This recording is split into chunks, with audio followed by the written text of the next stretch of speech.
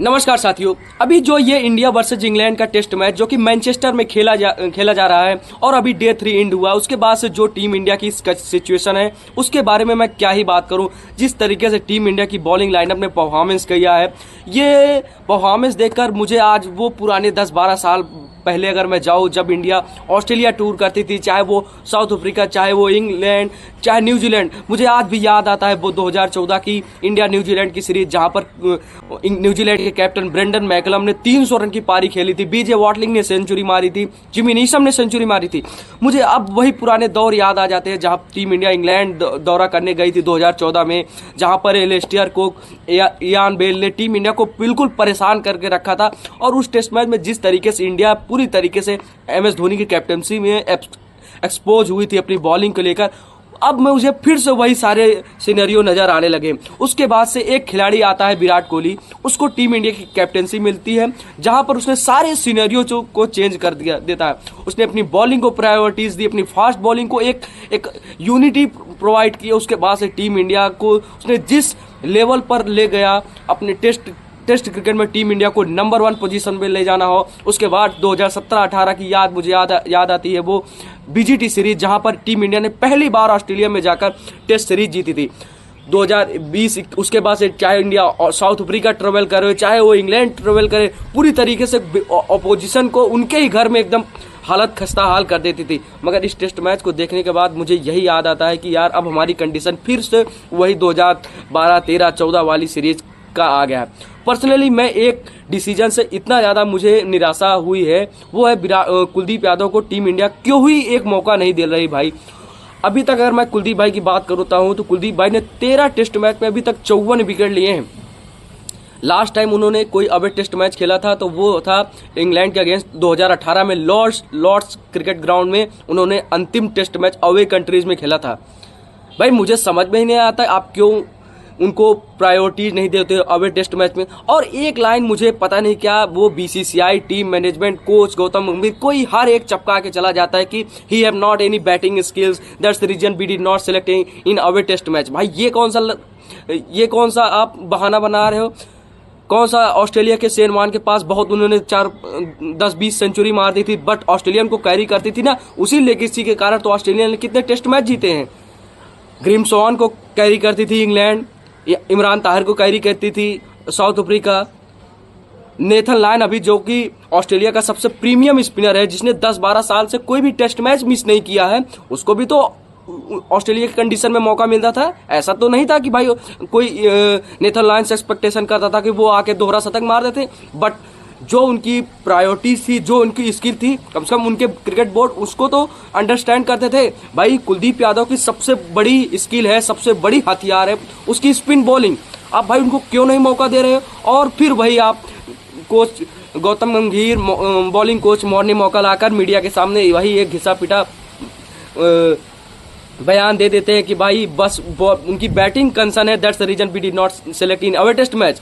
तो भाई मैं ये बताऊं, आपने इस टेस्ट मैच में अपनी बैटिंग लाइनअप बहुत बड़ी कर ली है और आपने तो बना तो लिए 500-550 रन। भाई मैं यहाँ पर किसी को क्रिटिसाइज करने के लिए नहीं आया हूँ, ना मैं ये कहने का आया हूँ कोई किसका क्यों सिलेक्शन हुआ है क्यों नहीं हुआ है, बट मैं आज एक प्लेयर के लिए मैं बोलूँगा क्योंकि मैं बोलना जरूरी है। जहाँ पर आपने सभी ने देखा कि चौथे टेस्ट मैच के पहले से कई सारी खबरें आई कि अर्शदीप सिंह को डेब्यू होना है, फिर अनफॉर्चुनेटली उनको इंजरी हो जाती है, उस सीरीज से बाहर हो जाते हैं, आकाशदीप भी सीरीज से बाहर हो जाते हैं, नीतीश रेड्डी बाहर हो जाते हैं। इतने सारे प्लेयर्स के चोटिल होने के बाद से कम एक एक्सपेक्टेशन थी कि भाई साहब आप कुलदीप यादव को इस टेस्ट मैच में लेके आओ, बट नहीं, आपने लाया किसी को, लॉर्ड्स शार्दुल ठाकुर या वो किसी और को ले आ दिया है। और आप देख लें इस टेस्ट मैच में क्या हाल है। भाई कम से कम उसको एक मौका तो दो, उसको अपनी स्किल दिखाने का एक मौका तो दो कि कम से कम भाई वो इंग्लैंड के अगेंस्ट मुझे 100% बिलीव है भाई, अगर कुलदीप यादव इस टेस्ट मैच में खेल रहा होता तो उसको 100% विकेट मिलते भाई। मतलब वो तो एकदम 100% मैं प्योर, जैसे कहते हैं ना कि 100% प्योर होता है ना, वो बॉलर की स्किल है। लेकिन नहीं, आप तब उस पर ट्रस्ट नहीं करते हो। और जब आपकी कोई ICC ट्रॉफीज की बात आ जाती है तो फिर आप चाहे चैंपियंस ट्रॉफी की बात की जाए, चाहे वो फाइनल में जाकर न्यूजीलैंड के अगेंस्ट शानदार परफॉर्मेंस करना हो, चाहे T20 वर्ल्ड कप हो, चाहे कोई भी अवे कंट्रीज इंडिया में आकर टेस्ट सीरीज खेलती है वहां पर परफॉर्मेंस कर, करना हो, वहां पर एकदम फ्रंट लाइन बॉलर होता है। बट जिस तरीके से बीसीसीआई उनको इग्नोर कर रही अवे टेस्ट मैच में, वो मेरे एकदम समझ से परे है भाई।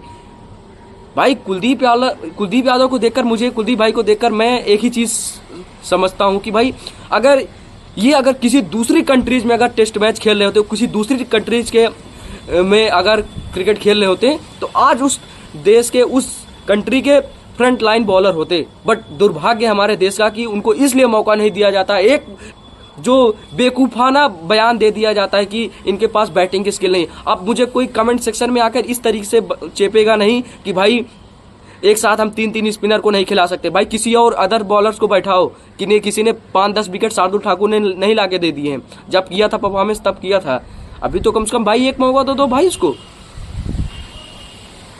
और दूसरी बात, 2022 से अभिमन्यु शरण टीम इंडिया के लिए 2022 में उनको बीसीसीआई ने बांग्लादेश के अगेंस्ट उनका मतलब टेस्ट की कॉल आई थी, बट तब से उनको एक सिंगल मौका नहीं मिला है कि इंग्लैंड नहीं मिला है कि उनको एक टेस्ट मैच खेलने का मौका मिला है। और उनको आगे 15 प्लेयर ने, रजत पाटीदार, सरफराज खान, ध्रुव जरेल, के.एस. भरत, सभी ने डेब्यू कर लिया है। अब मैं एक प्लेयर की बात करूं, के.एस. भरत। आपने के.एस. भरत ने वर्ल्ड टेस्ट चैंपियनशिप का फाइनल भी खेला, सिर्फ इसीलिए खेला ना कि ऐसा नहीं था कि उस समय वो बहुत दुनिया के नंबर 1, भारत के बहुत नंबर 1 विकेट कीपर थे, बट आपने किसी ना किसी तरीके से उनको एडजस्ट कर लिया। तो भाई जो प्लेयर आपका देश का नंबर 1, जो कि वर्ल्ड क्रिकेट में अभी नंबर 1 स्पिनर है, आप उसको क्यों नहीं एडजस्ट कर रहे हो टीम में?